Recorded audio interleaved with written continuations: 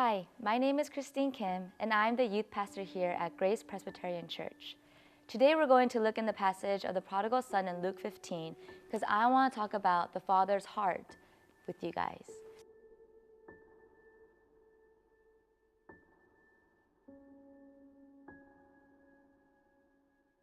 Many times, like the son, we are scared to return back home to God because we know our wrongdoings.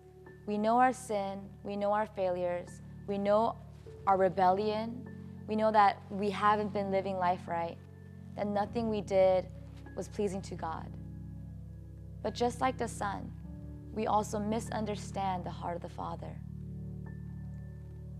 You see, as soon as the Father saw his son, you would think, right? We would think when we go back home, we go to our parents after doing something wrong, it's that walk of shame, right? When you knew you did something wrong and you were in trouble, there was this walk of shame, this walk of guilt, and you're just preparing yourself for the worst.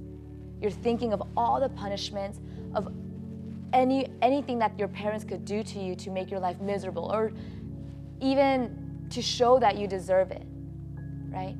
The consequences that will come due to your actions. And we begin to prepare ourselves, and we begin to think about all these things. And for the son, the same exact thing. As he was going home, he was preparing himself. He was ready for rejection. He was ready for shame. He was ready to receive any and all punishment, any and all judgment.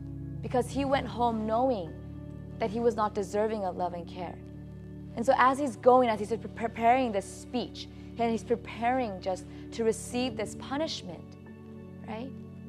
He sees his father. And the thing is this, the father, when he saw his son from a long way off, the father ran. The father ran to him. And for many of us, we might not think this is a big deal, but in Jewish culture, men did not run.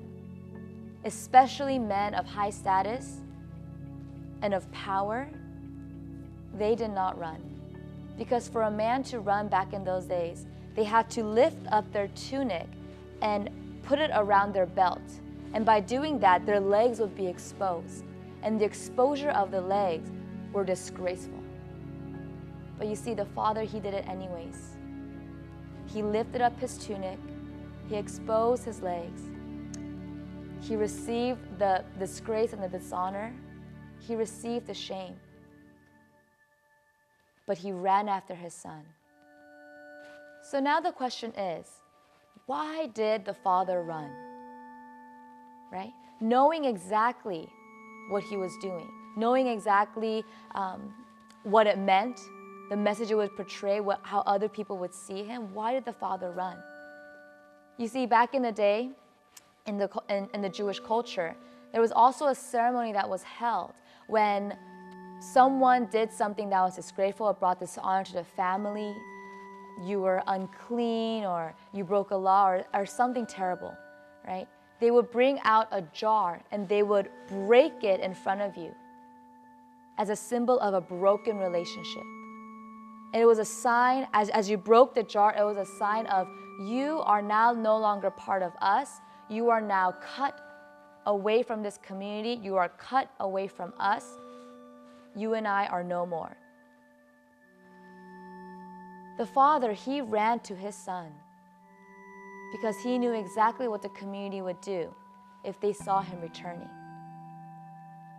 He ran after his son, and he took upon himself the shame, took upon himself the dishonor, and he ran after him because he wanted to be the first one to reach his son.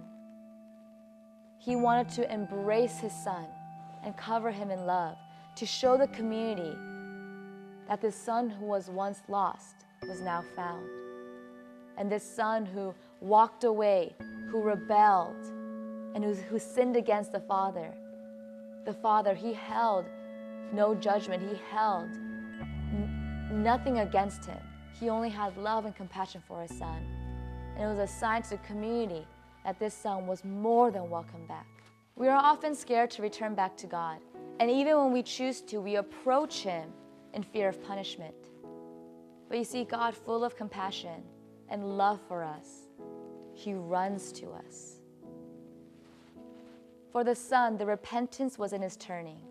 I believe the moment the son got up and he turned himself around and started going back home to his father, that was his way of repenting. And just like the son, I still do this. When I make a mistake, when I do something wrong, and I know that I failed or I disappointed God, when I'm going back to and I approach him, I come prepared. I come preparing a speech and in my mind, just getting ready for punishment, saying, God, I'm so sorry. God, I suck. God, I'm this. God, I'm worthless. God, I'm unqualified. God, I'm undeserving. And I think of all these thoughts and I prepare my heart to receive the worst, right? And just like the son, I misunderstand the heart of God.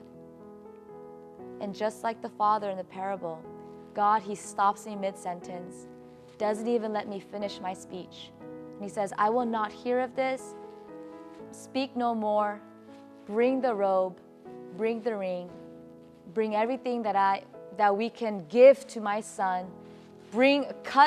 Kill the fattened calf. Let's have a celebration because my son returned.